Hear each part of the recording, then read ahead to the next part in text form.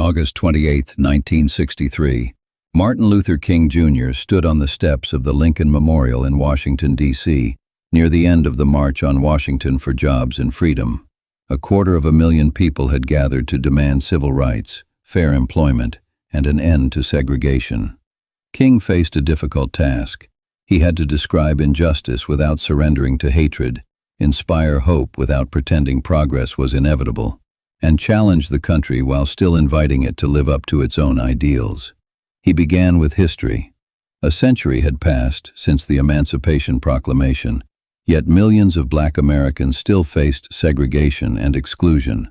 King's first lesson was that a promise is not fulfilled merely because it has been written into law or celebrated in public memory. He described America's founding principles as a promise owed to every citizen. Instead of rejecting the nation's ideals, he used those ideals as evidence against the nation's failures. The lesson is powerful.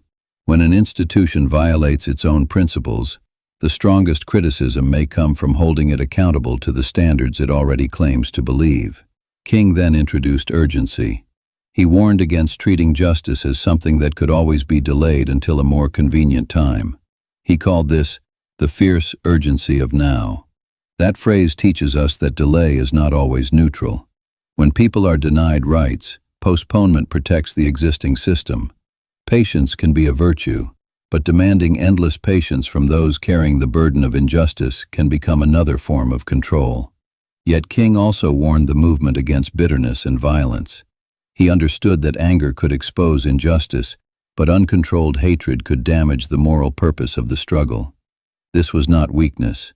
Non-violence required discipline, the ability to confront humiliation without allowing the opponent to determine your character. The next lesson is that a just goal does not excuse every method.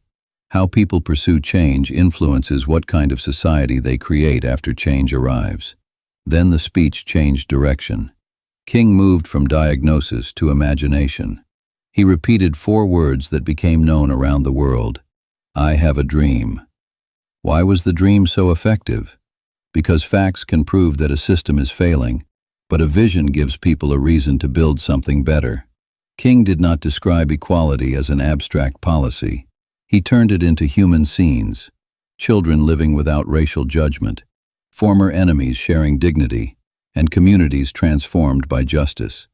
He spoke of people being judged by the content of their character. The lesson is not that history or discrimination should be ignored. It is that inherited categories should not determine a person's worth, opportunity, or treatment. King also understood the power of location. He spoke beneath the image of Abraham Lincoln, facing the Washington Monument and the institutions of federal power. The setting connected emancipation, the unfinished work of democracy, and the government's responsibility to protect constitutional rights. Great communication uses more than words. Timing, location, memory, symbolism, and audience can turn an argument into an event. Near the end, King transformed the speech into a national chorus. Let freedom ring. He named different regions of the United States, making freedom a responsibility belonging to the entire country rather than one community. His vision was interracial, national, and demanding. It asked people who had not personally suffered segregation to recognize that another citizen's denied freedom weakened the meaning of freedom for everyone. The speech offers 6 lasting lessons. Use a society's highest principles to expose its contradictions. Do not confuse delay with progress. Turn anger into disciplined action. Give people a vision, not only a complaint. Make moral language concrete through stories and images, and build coalitions around a future larger than one group's immediate interest. The address did not create equality by itself. Speeches cannot substitute for organizing, voting, legislation, litigation, sacrifice, and sustained civic pressure. But words can clarify the mission and enlarge the number of people willing to participate. The March on Washington helped increase pressure for federal civil rights legislation. The Civil Rights Act followed in 1964, and the Voting Rights Act in 1965. King's most famous speech endures because it placed America's stated values beside America's lived reality, and asked whether the distance between them would remain permanent. That is the question the speech still leaves with us. When a society promises equality, who is responsible for turning the promise into practice? The answer is not only presidents, courts, or movements. It is every generation that inherits the promise.